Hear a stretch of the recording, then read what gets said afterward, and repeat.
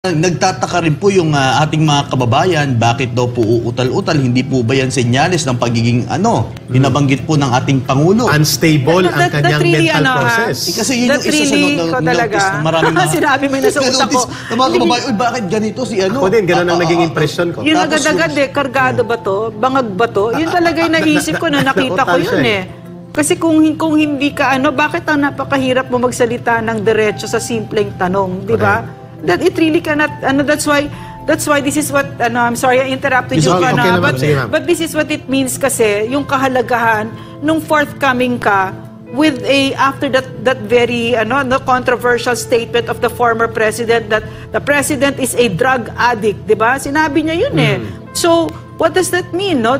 This is why we keep saying, this is so important that you be forthcoming and tell us, have a test, kasi hindi yan mawawala sa utak ng tao. Maybe he's like that, talking like that because siguro bangag siya. Frank, diba? Para makita yung statement na binanggit ni Ma'am Lorraine na ipinasa niya sa akin, ayan na, naka-ready na. Ayan. Oo, ma'am, para makakomment din ang ating mga kababayan. Andyan ba yun? I think. Statement daw na ni BBM, ready na. Sige, habang...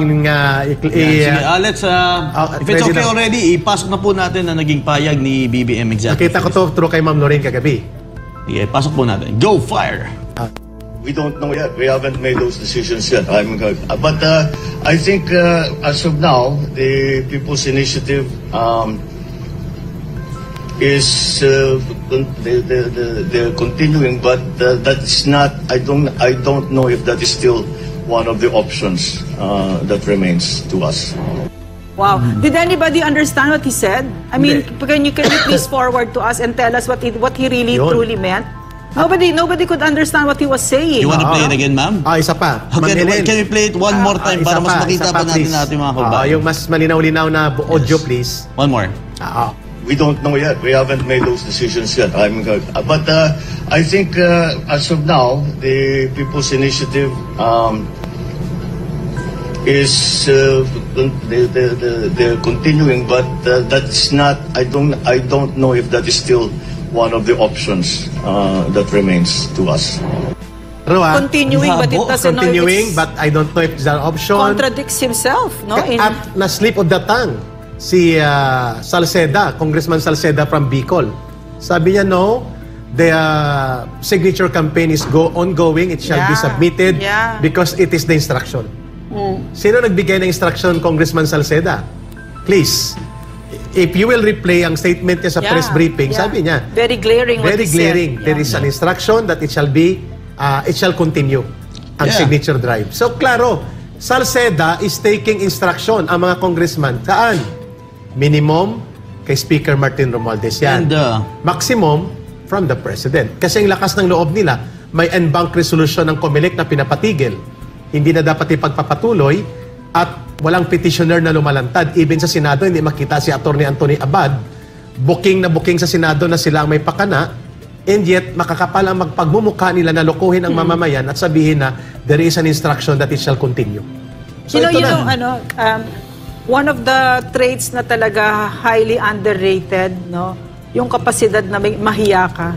Kasi ang kakapal talaga ng mga mukha. Talagang we're surrounded by men who have no principles and no true love for country. This is how I feel about it. And there's Tama po. Naniniwala kami na kung masahol ang CPP, NPA, NDF na walang konsyensya at damdamin sa pagwasak sa kabataan, sa mamamayang Pilipino, pinag-aaway tayo, magre-recruit, paarmasin, paalsahin, bahalang mamatay ang libo-libo o idaang libo, basta masunod ang kanilang agenda na magtayo ng komunismo sa Pilipinas. Itong naglalayon ngayon ng charter change, gamitin ang pundo ng bayan sa gitna ng kahirapan, lokohin ang mamamayan, gamitin ang puder at kapangyarihan, at para bagang wala silang pananagutan, walang pinag-ibayan sa kasahulan o sa kasamaan ng layunin at ng kanilang pagkatao dito sa ginagawa ng CPP, NPA, NDF. Pareho po ang kanilang epekto, ang bottom line, sinisira nilang mamamayan para sa kanilang pansariling kapakanan. Sa CPP, NPA, NDF, komunismo po at silang maghahari. Sa charter change PI nila, sila din ang maghahari, ikokonsentra nila ang kanilang kapangyarihan, debali ng apakan ng kapangyarihan ng mamamayan, lokohin at manipulahin ang mamamayan, gamitin ang pondo at programa ng gobyerno instead na sa kabutihan ng bayan at ng buong sambayanan ay para sa isang maniobrang politikang marumi. Tama po ang observation ni Ace. I agree, masahol po ito, or kung hindi nila ito titigil, at some point in time, pwedeng mas masahol pa po sila sa CPP, NPA, NDF sapagkat they are doing the exercise of power and abusing funds na hindi nagagamit ng CPP, samantalang sila ginagamit nila pondo at kapangyarihan para lokohin at pasamain ang ating bayan. Correct ka, Eric. And sa akin lang ka, Eric, ang CPP, NPA, NDF, pumapatay sila ng tao.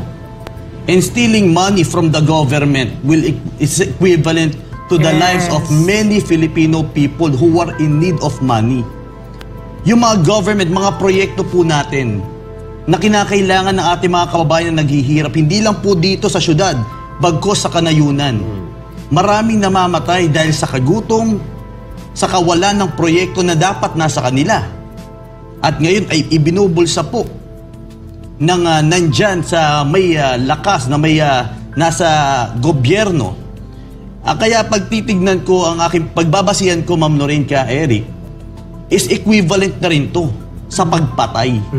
Dahil bilyon-bilyon na nawawala. Billions. Magkano kalaki ang 1 milyon sa isang komunidad na nangangailangan ng kahit lang bigas nila. Gaano kalaki ang ninanakaw nyo sa ating mga magsasaka, equivalent ngayon sa mga smugglings. Hindi inire-report to, pero malaki ang nawawala. Maraming nagsasabi dito, ka Eric, dahil mas malaki ang nawala na, Tama. I don't know exactly how to say this, na nawala na income ng mga magsasaka dahil sa mga pumapasok sa mga exports na kung saan ang produkto, ang local na produkto ng ating mga farmers ay nalugmok, nakatenga. Ang tawag dyan, Frank, agricultural trade deficit. Babaguhin yung terms ng presidente at saka House of ng mga representante, bali from 3 years to 6 years or how many years. The president, yung siniserve niya ngayon plus for re-election and then possibly another re-election. Kakaloka. Sabi ni Noor, alam niyo po kung bakit nagugustuhan ng marami ang style ni Duterte kahit di nila maintindihan. May mga vloggers or bloggers nagpapaliwanag like, uy, attorney tricks at iba pa to educate and understand. Kay PBBM wala, kaya Bopols tayo. Kay FPRD maraming nagpapaliwanag. Andyan si Attorney Harry Roque, Sal Panelo. Ang daming tumulong at concern sa mga sinasabi ni FPRD. Kaya tayo tuloy-tuloy ang suporta kay FPRD kasi andyan sila para sa ating pagpapaliwanag. Thank you so much. Nahiya ako bigla. Thank you, ma'am. I don't think I deserve all that. Marami pong mas magagaling sinasas po. Sabi ni Arvin, dapat makulong si Tamba para walang gumaya. Ang problema po, kailangan kasi para makulong ang isang tao, kailangan may criminal law for that. Wala naman pong batas na nagsasabing dun sa sa RA 6735, hindi po wala pong penal provision yun. Sabi ni Ocean C, ituloy na lang yan ni BBM ang Chacha para may dahilan na ang Mindanao na humiwalay sa Pinas dahil sa totoo lang, yayaman ang Mindanao pag maghiwalay sa Pinas. Alam niyo kung ano nangyari nung naghiwalay ang Pakistan at saka India? Aralin niyo po. Aralin niyo. Sasabihin niyo, tinatakot ko kayo, pero aralin niyo. Yung mga bansa na nagkaroon ng ganon, na nagkahiwalayan, aralin nyo. Pero, meron naman success story. Timor-Leste. Yun ang success story. So, aralin natin lahat yun. So, saan yung mga successful, saan yung yung mga nagiging problema nila, and so on. Mabuti na yung handa, di ba? Sabi ni The Jacques Wong, kung di gumana ito, Tambi will just get out free kahit na he spent people's money on this kasi hindi naman bawal, tama po ba? Wait! Iba ang usapan pag people's money. Kasi right now, wala pa akong ebidensya na people's money. Kasi doon sa Senate hearing, may nag-claim na siya yung nagbayad ng ads. Okay? Pero hindi pa maliwanag kung saan nanggagaling yung pera for the rest of it. Pero kung mayroon ebidensya na gumamit ng people's money, yun po ay graft. At kung more than 50 million, plunder.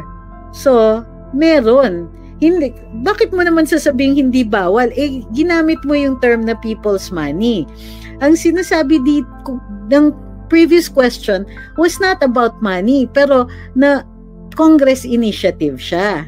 Sabi ni Jopet, if may charter change, no way na ang mga politicians ang magbabago o paggawa ng ating constitution. No way na ang mga politicians ang magbabago o gawin ng constitution. Gagawa lang sila ng bagong constitution na beneficial sa kanila. Dapat kon-kon. Okay. Ayun. Para sa akin, bakit dapat kon-kon? Okay.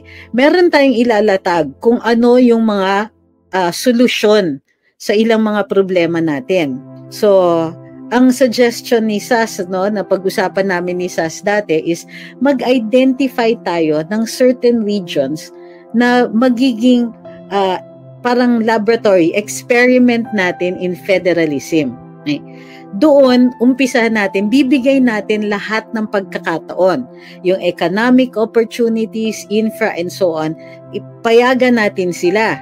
Tapos, kung kunwari, meron pa silang mas kailangan na meron silang support pa na kailangan, o we let them decide kung ano yung rules para doon, tutulong tayo para doon sa kanilang needs pagdating sa international relations and so on. Pero pag federalist, all international relations is still national. The army is still national and so on. So, dito, ang PNP will still be national. Sa atin dito, education is still national. Pero para sa akin, pwedeng dagdagan dapat ng local.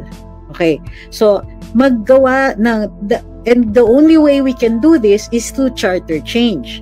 So, para sa akin, why don't we, yun ang isulong natin. Yun ang gawin nating cause natin. It's not that we don't want charter change, but these politicians are only talking about those things that directly benefit them. Tayo, ang iniisip natin, kapakanan ng bayan. And ako personally, I would like to consider certain areas in Mindanao that could be considered part of this experimental state. Diba?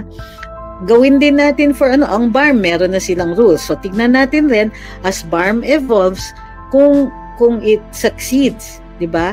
Meron ding iba na gagawin natin na experimental state, kumbaga, and let's see how it succeeds. And then, pwede na natin yan, we can go for another charter change to identify the other states. Sabi ni Kenneth, taga Mindanao ako, kaya ramdam ko talaga yan, matagal nang sinisigaw ng Mindanao na separately independent. Tama ba yan? Sabi ni Jay Sams, kung na-maintain lang ni BBM si Attorney Vic, baka meron pa siyang tagapagpaliwanag at may mag-advise. Salamat ha. Galit ka ba sa akin? At may mag-advise sa kanya ng maayos. Ngayon kasi yung mga nasa cabinet niya, mga taong wala naman dati nung nakikipaglaban sila. Parang, galit ka nga sa akin. Sabi ni Aisha, di ba pwedeng i-amend yung batas na makulong ang gaya ni Speaker nag-initiate? Pwede naman po, ma'am. Actually, kasi yung batas, hindi nga kumpleto, sabi ng Korte Suprema. Di ba? Sabi ng Supreme Court, kailangan dagdagan pa. So, what's to stop the legislature from putting in a penal provision? The only thing is their self-interest. So, yun pa, isa pang problema natin yun. Minsan iniisip ko, it's not the system that's wrong or that's problematic. It's the people, 'di ba? Sabi ni Sir Nan, there's a silver lining sa mga pangyayari dahil maraming ganap na tutuon ang atensyon ng mga tao, more avenues for discussion, eventually possible magkaroon ng real cha-cha. Totoo 'yan. Okay? Alam niyo, ang ganda ng discussion natin. Ganitong oras ba maganda mag-live? Ibig sabihin, magbabago talaga yung mundo ko. Ganitong oras tayo dapat nagla-live. Sabi ni Lisa, be thankful, Attorney Tix, na umalis ka sa kawan. Ang hirap magtanggol ng sinungaling kahit lawyer ka pa. Tignan mo ngayon ang blooming mo. Salamat. Sabi ni Jepson, mas gising daw utak ninyo pag ganitong oras. Sabi ni Red, maganda ma'am yung pagre-rebuke mo sa amin. Uy, nagigilty ako ha, pagka ganun. Tapos sabi ni Noor, true, andyan sina SAS, Fiscal Darwin, Attorney Osam, Madam Maharlika, Attorney Glenn Chong, now Attorney Vic, sila Mark Lopez, si Doc Ethel, Ka Eric, Doc Lorraine at SMNI. Kaya kami mga viewers and supporters masipag makinig kahit puyatan pa, walang tulugan.